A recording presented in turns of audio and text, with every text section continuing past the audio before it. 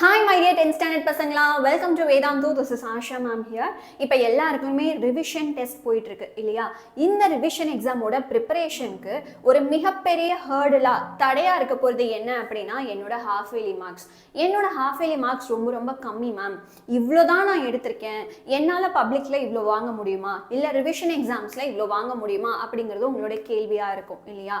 நீ கேட்குற ஒரு கேள்வி கரெக்டு, ஒரு கேள்வி தப்புக்கண்ணா. நீ பப்ளிக் எக்ஸாமில் இவ்வளோ மார்க் வாங்க முடியுமா அப்படின்னு கேட்குற இல்லையா? அந்த கேள்வி கரெக்டு. ஏன்னா உங்களோட டெஸ்டினேஷன் கரெக்டு.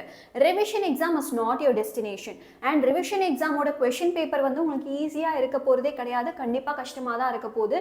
ஆல்ரெடி நீங்கள் ஒரு தடவை ஃபுல் போர்ஷன் டெஸ்ட் எழுதிட்டீங்க அப்படிங்கிறதுனால இன்னும் இன்டீரியர் கொஷின்ஸ் நிறையா கேட்டு உங்களை புக் இன்சைட் கொஷின்ஸ் படிக்க வைக்கிறதுக்காக அவங்க நிறையா டஃப்பாக தான் செட் பண்ணுவாங்க. So you can't expect it to be very easy. So கண்டிப்பா ரிவிஷன் எக்ஸாம்ல மார்க்ஸ் கம்மி தான் ஆக போகுது. பட் அது ஒரு மேட்டரே கிடையாது. நீ பப்ளிக் எக்ஸாம்ல எவ்வளோ மார்க் வாங்குற அப்படிங்கிறது தான் முக்கியம். இன்னொரு விஷயம், பப்ளிக் எக்ஸாம்ல என்னால் வாங்க முடியுமா அப்படின்னு நீ என்கிட்ட கேட்கக்கூடாது. அதை உங்ககிட்டயே நீங்க கேட்டுக்கணும். இப்போ நீ தெரிஞ்சுக்க வேண்டிய ஒரு விஷயம் என்னன்னா, ஹாஃப் இயர்லி எக்ஸாமோட மார்க் உங்களோட லைஃப் கிடையாது. உங்களோட பப்ளிக் எக்ஸாம் மார்க்கையும் டிசைட் பண்ண போறது கிடையாது. சரியா? ஹாஃப் இயர்லி எக்ஸாம் வரைக்கும் நீ எப்படி வேணா இருந்திருக்கலாம். இப்போ இந்த நிமிஷத்துல இருந்து நீ வேற ஒரு ஆளா மாற போறியா, இல்ல அதே ஹாஃப் இயர்லி எக்ஸாம் அப்போ போயிட்டு இருந்தா அதே ஒரு ஃபார் எக்ஸாம்பிள் உங்களோட பேர் அபிநயா இல்ல குமார்னு வச்சுக்கோங்களேன், அதே அபிநயாவா அதே குமாரா இருக்க போறியா? அதுதான் விஷயம். இப்போ நீ உன்னை மாத்திக்க ட்ரை பண்ற அப்படின்னா ஹாஃப் இயர்லி மார்க்குக்கும் உன்னோட பப்ளிக் மார்க்குக்கும் சம்பந்தமே இருக்காது. சூப்பர் டிராஸ்டிக் சேஞ்ச் இருக்கும். அண்ட் இது உன்னோட லைஃப். ஓகே, ஸோ உன்னோட லைஃப்ல ரீஸ்டார்ட் பட்டன் எப்பெல்லாம் அமுக்கணும் அப்படின்னு தோணுதோ அது உன்னோட இஷ்டம்டா. சரியா? இப்போ நீ ரீஸ்டார்ட் பண்ணாலும் கூட பப்ளிக் எக்ஸாம்ல சூப்பரான மார்க்ஸ் வாங்கலாம். அண்ட் ஒவ்வொரு தடவை ரீஸ்டார்ட் பண்ணும் போதும் டோன்ட் பி அஃப்ரைட். ஸோ போக போகிற பாதை கஷ்டமாக இருக்குமோ, இல்லை என்னால் முடியுமோ அப்படிங்கிற ஒரு கேள்வியை, ஒரு டவுட்டை வச்சுக்காத first. And you don't have to be afraid about that. And maybe உன்னோட இதுக்கு மேலே இருக்க போகிற வேர்ஷனோட பெஸ்ட் வேர்ஷனாக இருந்தா யோசிச்சு பாரு. ஸோ இது வரைக்கும் நான் நல்லா படிக்கல, இதுக்கு மேலே நான் மாறலான்னு ட்ரை பண்ணுறேன், பயமாக தான் இருக்குது, பட் அந்த பயத்தையெல்லாம் எடுத்து அந்த சைடு வச்சிரு. இதுக்கு மேலே மாற போகிற வேர்ஷன் ஆஃப் யூ உன் வாழ்க்கையிலே ஒரு பெஸ்ட் வேர்ஷனாக இருந்தா அதே வேர்ஷனை ஒரு இன்ஸ்பிரேஷனா உன்னோட தம்பிக்கோ இல்லை தங்கச்சிக்கோ இல்லை உன்னோட கசின்ஸ்க்கோ ஸ்கூல் ஜூனியர்ஸ்க்கோ நீ சொன்னேன்னா, பாருடா நானும் ஜான்வரி வரைக்கும் இப்படி தான் இருந்தேன், ஜான்வரிக்கு அப்புறமா தான் நான் படிக்க ஆரம்பிச்சேன், என்னோட மார்க் இவ்வளோ இருக்கு அப்படிங்கிற ஒரு இன்ஸ்பிரேஷன் ஸ்டோரியா மேபி உன்னோட கதை மாறலாம் இல்லையா? ஸோ அதுக்கு இந்த நிமிஷம் நீ ரீஸ்டார்ட் பட்டனை கிளிக் பண்ணு. சரியா?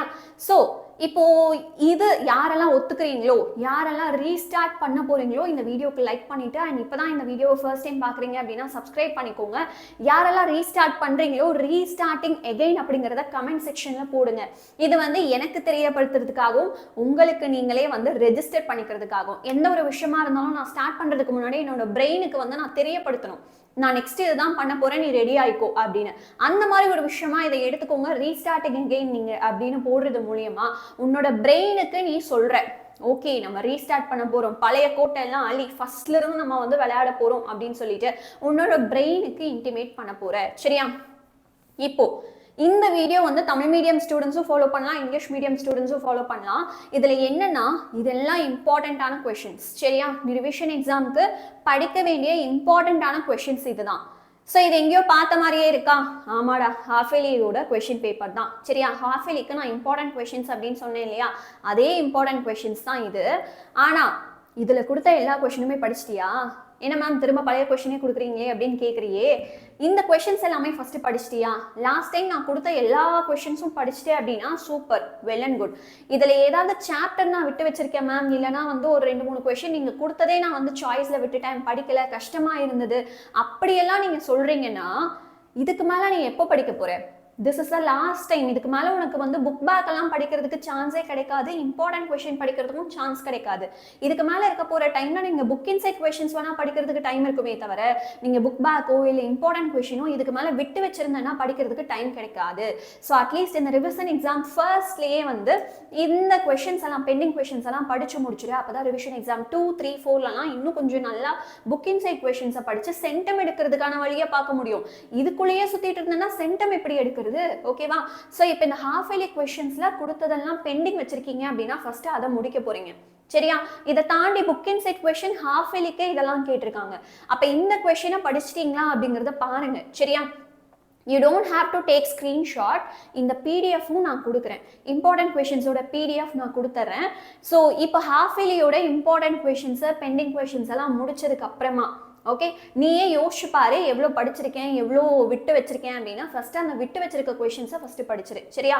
தென் நீங்க என்ன பண்ண போறீங்கன்னா நம்ம சயின்ஸுக்குன்னு ஒரு ரிவிஷன் எக்ஸாம் 1ஓட கொஷின் பேப்பர் இருக்கும் இல்லையா, போன வருஷத்தோடது, அந்த கொஷின் பேப்பர் எப்படி இருக்கு அப்படிங்கிற ஒரு அனாலிசிஸை நான் ஒரு வீடியோவில் போட்டிருக்கேன்.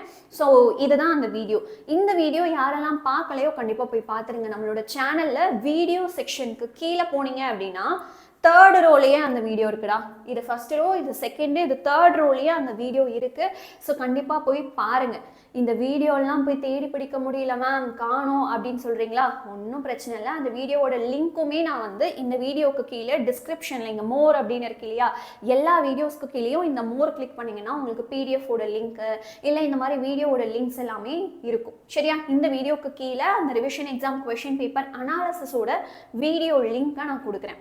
ஸோ இதை தாண்டி நீங்கள் என்ன பண்ணணும், ஃபஸ்ட்டு ஹாஃப் இயர்லியோட பெண்டிங் கொஷின்ஸ் எல்லாம் கம்ப்ளீட் பண்ணிடணும். எதெல்லாம் படிக்காமல் வச்சுருக்கீங்களோ அதை கம்ப்ளீட் பண்ணிடணும். அதுக்கப்புறமா நம்மளோட science revision exam question paper எப்படி வந்திருக்குன்னு அந்த வீடியோவை பாருங்கள். ஸோ எவ்வளோ இன்டீரியர் கொஷின்ஸ் வந்திருக்கு, எவ்வளோ புக் பேக் கொஷின்ஸ் வந்திருக்கு, அதெல்லாம் ஃபஸ்ட்டு பார்த்துருங்க. இதுக்கப்புறமா ஒரு செட் ஆஃப் 5 கொஷின் பேப்பர்ஸ் நான் உங்களுக்கு கையில் தரேன். ப்ரீவியஸ் இயர் இது ரிவிஷன் எக்ஸாமோட ஒரு set of 4 to 5 question papers PDF நான் உங்கள் கையில் தந்துடுறேன். சரியா? அதுக்குன்னு நான் ஒரு வீடியோவும் போட்டிருக்கேன். பட் இந்த வீடியோ கூட நீங்கள் பார்க்க வேணாம். அந்த கொஷின் பேப்பர் பிடிஎஃப் லிங்க் இருக்கும் இல்லையா, அதையும் நான் இந்த வீடியோக்கு கீழேயே கொடுக்குறேன். சரியா? ஸோ இந்த வீடியோக்கு கீழே உங்களுக்கு 2 விஷயம் இருக்க போது. ஒன்று, ஹாஃப் இயர்லியோட இம்பார்ட்டன்ட் கொஷின் லிஸ்ட் கொடுக்க போகிறேன். அந்த லிஸ்ட்டில் எதெல்லாம் படிக்காமல் இருக்கீங்களோ அதை பார்த்து நீங்கள் படிச்சுக்கலாம். இன்னொன்று, இந்த ரிவிஷன் எக்ஸாம் கொஷின் பேப்பர்ஸோட பிடிஎஃப் லிங்க் வந்து இருக்க போகுது. தென் நம்மளோட சயின்ஸ் ரிவிஷன் எக்ஸாம் கொஷின் பேப்பரோட அனாலிசிஸ் வீடியோ லிங்க் வந்து இருக்க போகுது. ஸோ மொத்தமாக 3 லிங்க் இந்த வீடியோக்கு கீழே இங்கே மோர் செக்ஷனில் இருக்க போகுது. ஸோ அதை கிளிக் பண்ணி நீங்கள் பார்த்துக்கலாம். அண்ட் யாரெல்லாம் இனிமே தான் ரீஸ்டார்ட் பண்ண போகிறீங்களோ மறக்காமல் கமெண்ட் செக்ஷனில் ரீஸ்டார்டிங் எகெயின் அப்படிங்கிறத உங்களோட பிரெயினுக்கும் சொல்லுங்கள், எனக்கும் சொல்லுங்கள்.